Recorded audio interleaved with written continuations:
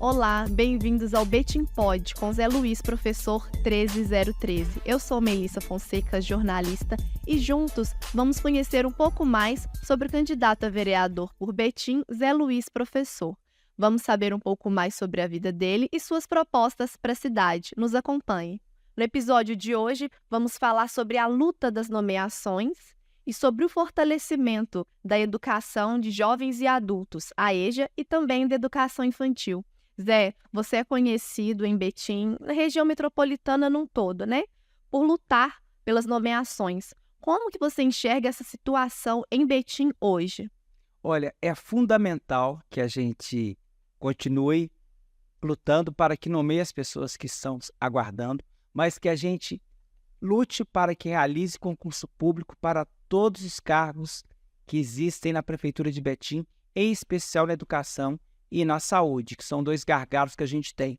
Porque hoje a gente tem, assim, uma quantidade enorme de trabalhador e trabalhadora que são contratados por uma empresa que privatiza a educação em Betim, que ganham salários muito baixos, são explorados, que vivem todos os perrengues por causa de não serem ligados diretamente à Prefeitura e à Secretaria de Educação. Então, lutar por concurso público é o caminho fundamental para que a gente busque o equilíbrio e a boa qualidade de prestação do serviço público em nossa cidade. E essa luta aí vem desde 2019, né? Sim, desde 2019, após a realização do concurso, e antecede a isso, porque desde quando nós estamos na cidade de Betim, nos últimos 30 anos, sempre houve essa luta por realização de concurso, que nós entendemos enquanto trabalhador, enquanto servidor público, enquanto sindicalista, a importância de ter servidores efetivos nos quadros da Prefeitura de Betim, seja em qual lugar for, para que melhor possa servir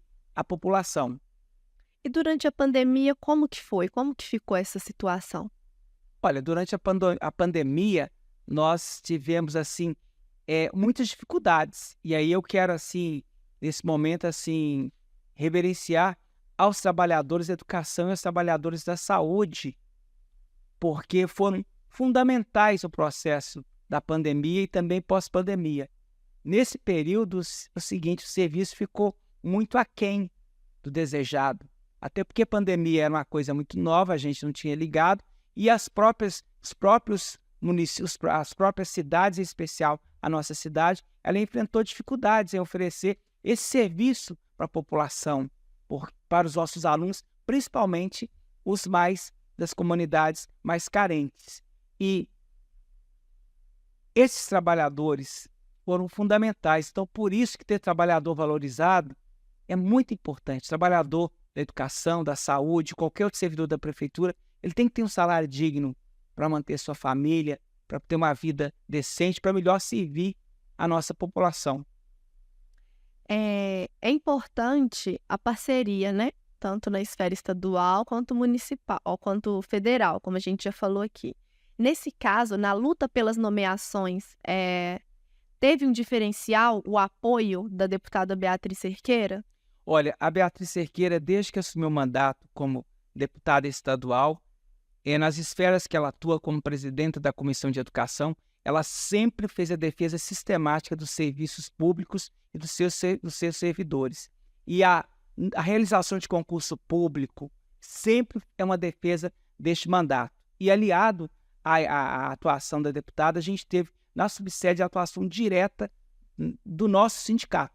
Então foi fundamental a ação da hoje nossa candidata a vice-prefeita, a professora Ana Paula, do professor Luiz Fernando, da Andréia Débora, da Andréia Potira, do Rogério, da Célia e da Thalita, que atuaram como diretores desse sindicato para que pudéssemos fazer essa luta coletiva. Todas as pessoas foram importantes, juntamente com os servidores municipais que acamparam essa luta de uma forma muito bacana. Em especial, nessa luta que a gente travou pela nomeação, a gente contou com as pessoas que estavam aguardando as nomeações, mas também com os aposentados que vieram para a luta conosco e diversas vezes estiveram na Câmara Municipal e nos espaços lutando por nomeação, porque os servidores aposentados compreenderam que, se não tem servidor efetivo, consequentemente, por nós temos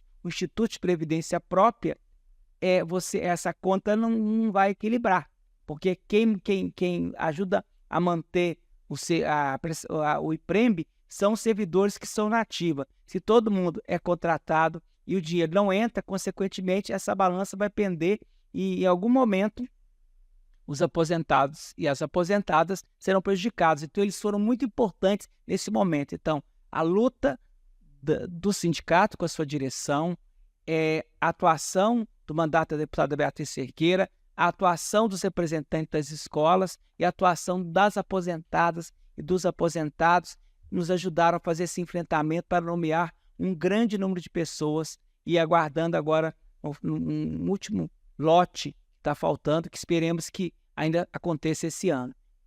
Eu acompanhei as notícias, acompanhei pelas redes, realmente foi uma luta muito bonita de se ver, né? As pessoas ficaram engajadas mesmo. Zé, eu tenho uma dúvida, por que não é em toda escola que tem EJA? Na grande maioria das escolas não oferece EJA. Por quê e no que isso impacta? Olha, primeiro, nós temos que compreender que a política de educação, ela não tem que ser uma política segmentada ou fragmentada, ligadas à pessoa.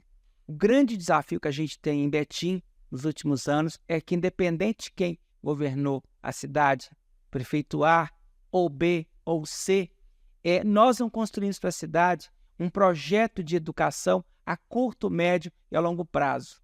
Todas as pessoas que estiveram à frente da secretaria, estiveram na prefeitura, elas, de uma maneira ou de outra, elas contribuíram para o bem e para o mal, para o sucesso e insucesso, para o sucesso ou insucesso da educação na nossa cidade, mas isso sempre foi do ponto de vista pessoal. Então, sempre a gente teve isso em Betim. As pessoas, quando chegam, elas querem começar tudo do zero. E a educação de jovens e adultos, foi a pergunta que você me faz, ela nunca foi prioridade do ponto de vista de investimento, porque nós temos assim, um gargalo muito grande. Tem várias pessoas que não concluíram os seus estudos no tempo correto. Tem várias pessoas que pararam de estudar e foram trabalhar, que precisam da educação de jovens e adultos e à noite, jovens e adultos, adolescentes e idosos à noite, e que poucas escolas oferecem, pouco a pouco tem diminuído.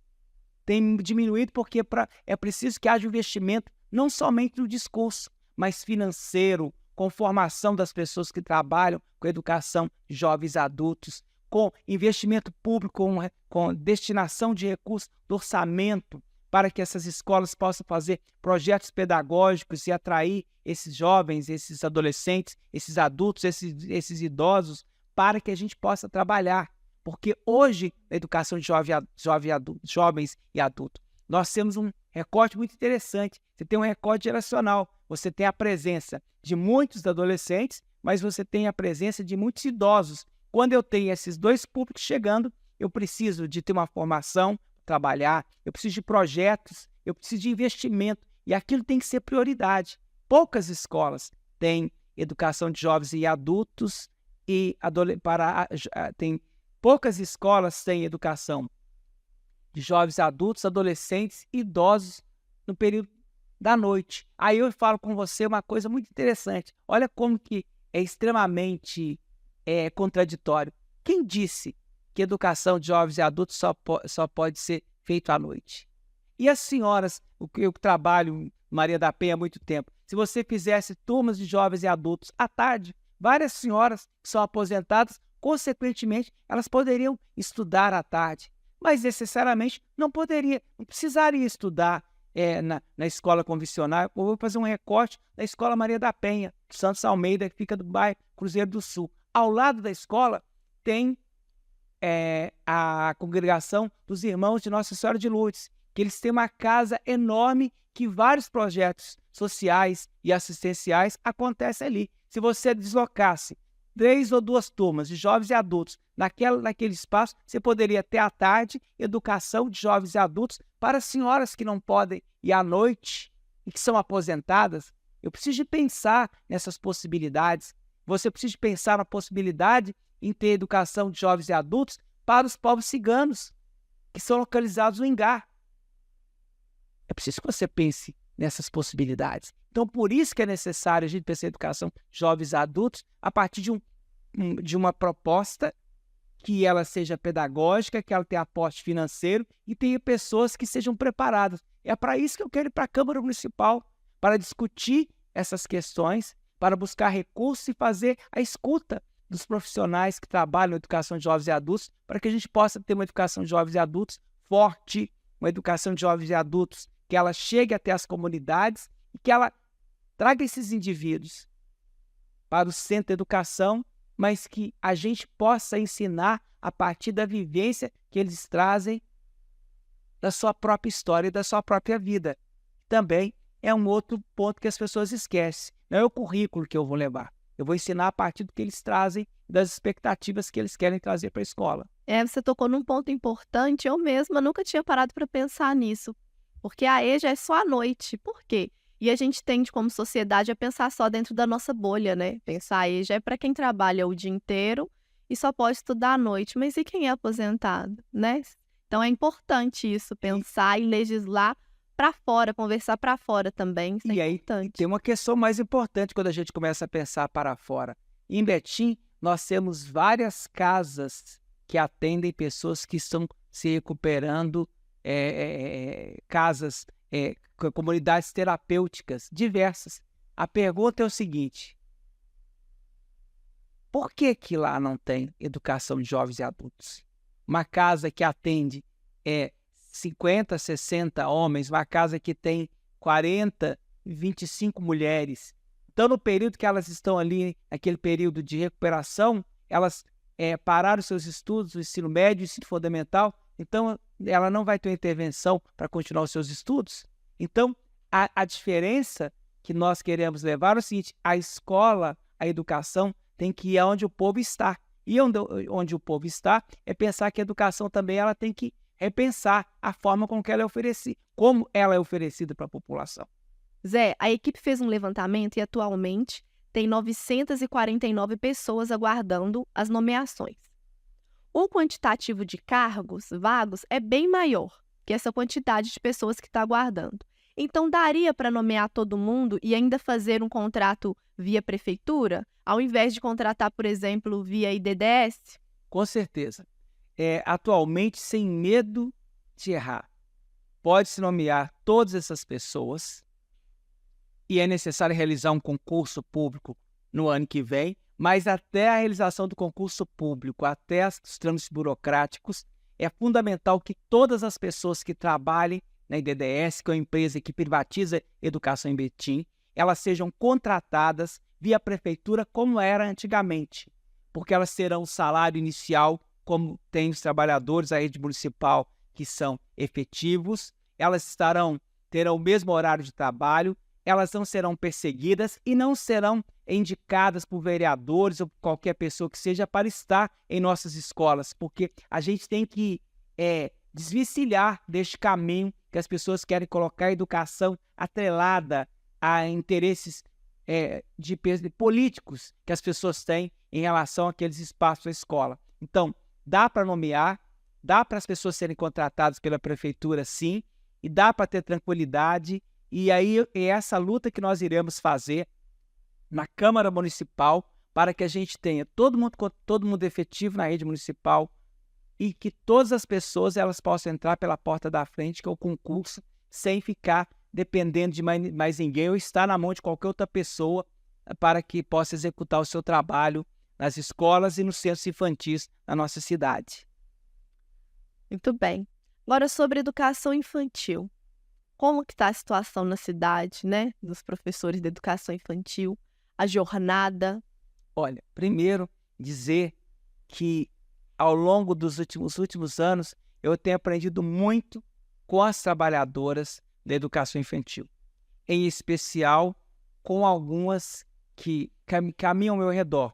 A nossa vice-prefeita, professora Ana Paula, a Andréa Potira, que trabalha conosco dia a dia, e que representam as trabalhadoras de educação infantil, que me ensinaram e me apontaram a necessidade e a importância da educação infantil. A educação infantil é a base. Uma criança que na educação infantil ele aprendeu as competências que são necessárias, consequentemente, ele vai para o ensino fundamental, terá muito êxito, e no ensino médio ele vai deslanchar de uma forma brilhante. Então, a educação infantil, ela é fundamental. E sempre nós faremos a luta para que essas profissionais e esses profissionais sejam ali respeitados. E é preciso que a gente compreenda que a gente tem que discutir o desafio da jornada dessas trabalhadoras. Nós temos que discutir também as condições de trabalho para que elas que trabalham na ponta com a infância ali, dentro dessas escolas. Tem que discutir o seguinte, a materialidade dessas escolas, as condições pedagógicas para que elas possam trabalhar. Discutir a realização de eleições diretas para diretores das escolas de ciências infantis e também na rede municipal de educação, para que melhor elas possam atender as crianças. E ainda assim, nós temos assim, um outro desafio em relação à educação infantil em nossa cidade, na rede municipal, que além das servidoras que são efetivas e são ligadas ao município, nós temos as chamadas entidades parceiras, que são as creches conveniadas. E aí é importante a gente resgatar aqui e dizer a importância que foi a luta do movimento Procreche, das trabalhadoras, essas mulheres, essas mães. A primeira vez que se falou em educação infantil em Betim foi a partir dessas mulheres trabalhadoras que iniciaram nas suas casas essas creches da época que acolhiam essas crianças ali, eram atendidas, mas que pouco a pouco as entidades ligadas ao movimento Procreche foram entregues em nossa cidade a pessoas que administram as unidades de educação infantil, e essas trabalhadoras, esses espaços, elas têm salários menores, elas têm uma jornada muito maior, elas têm dificuldades muito grandes. Então é preciso que a gente compreenda que o processo educacional na cidade de Betim, eu não posso criar essas lacunas, esses esforços que a gente tem entre educação pública, que liga a rede estadual e municipal, entre ensino fundamental, ensino médio, ensino infantil, entre educação da escola pública e da escola privada. Nós temos que compreender em nossa cidade que a educação ela tem que ser pensada na coletividade. Existem desafios que pertencem à escola pública e à escola privada. Um desses desafios é o processo de inclusão. É o processo de inclusão das crianças atípicas e crianças PCDs, que precisa de ter o quê? Cabe ao município dar formação e acompanhamento. Então, é um desafio que, se você não sentar junto com todo mundo para poder buscar caminhos palpáveis, nós vamos ficar só no campo do discurso. Sim, Zé, em Betim também tem um problema das creches, né? Creches conveniadas, inclusive, que tem uma estrutura muito precária. Como que se resolve isso? Olha, nós temos assim, esse é um grande desafio que nós enfrentamos, que algumas creches ainda elas funcionam em estrutura assim, uma estrutura muito precária, eu diria. Você tem falta de espaço para essas crianças que estão na infância, que precisam de brincar, que precisam de um certo conforto, que também muitas escolas não têm. Aí o que é preciso fazer? É preciso que se construa essas escolas a partir da escuta dessa comunidade e ver onde há necessidade real. Não é você fazendo prédio à torta direito por toda a cidade, sem ver o impacto, porque para você fazer uma escola de educação infantil ou de ensino fundamental, eu preciso compreender qual que é a demanda educacional, ter um plano educacional para me apresentar essa demanda, para ver como que está ali o crescimento daquela comunidade para ter ou não uma escola de educação infantil ou ensino fundamental naquela região. E é preciso que a gente, para resolver o problema da falta de estrutura, de condições, é investimento. É pegar o orçamento municipal, virar ele ao contrário e destinar mais recursos para que a gente possa melhor atender a educação infantil, tanto do ponto de vista salarial, quanto do ponto de vista da estruturação dessas escolas. E, importante, trazer para o centro do debate a rede municipal e também as creches as parceiras que são as nossas conveniadas, a partir do movimento de luta pró-creche, para que fortaleça e construa uma educação de qualidade. E também trazer a rede particular, para que a gente possa sentar todos juntos e discutir educação pública, discutir educação como um todo na cidade de Betim, não compartimentada, como a gente tem visto nos últimos tempos, que não resolve muita coisa, porque todo mundo vive no município e todo mundo quer ser bem servido pelo poder público local. Sim, e com tantas creches conveniadas, por que a universalização das vagas ainda não acontece? Nos últimos anos, esse tem sido o desafio da cidade de Betim. Eu já presidi o Conselho de Educação da nossa cidade por 2 mandatos consecutivos, depois fui sucedido pela nossa atual candidata a vice-prefeita, a professora Ana Paula, e nós sempre batemos nessa tecla da necessidade. Então é preciso, para que isso aconteça, de fato, e todas as crianças sejam atendidas, é preciso de um esforço coletivo do gestor municipal, juntamente com o Poder Legislativo, que é a Câmara Municipal de Vereadores, para que isso aconteça e todas as crianças sejam atendidas em todos os cantos da cidade de Betim. Porque ainda nós temos esse gargalo que é a educação infantil, principalmente nas séries iniciais. Porque, na verdade, nós temos que compreender que o processo educacional de uma criança, ele não começa quando ele chegou aos 6 anos. Eu preciso atender ela em todas as fases e atender com qualidade. Então, eu tenho que buscar a construção de espaços adequados. Eu preciso ter investimento do ponto de vista pedagógico. Eu preciso ter investimento financeiro. Eu preciso de ter uma proposta de governo para a cidade de Betim que atenda a educação para que ela, de fato, ela funcione e a gente veja o que acontece em algumas cidades do estado de Minas Gerais, onde a educação ela deslancha. Zé, você assinou a carta Compromisso com a Educação, não é isso?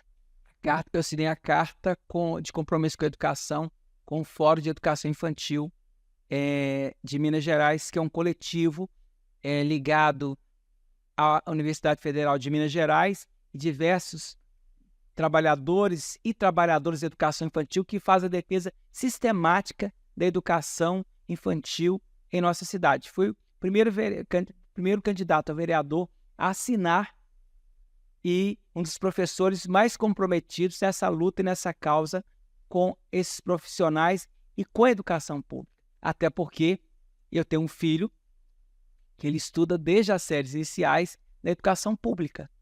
Ele estudou em uma dessas escolas e continuou fazendo o mesmo trajeto, porque eu defendo que se você diz algo, você precisa de abraçar aquilo e acreditar. E eu acredito na educação pública, eu acredito na escola pública. Por isso, ter meu filho nesse espaço da educação pública, por ser professor da educação pública. Sim, são pautas extremamente significativas para a educação na nossa cidade, né, Zé?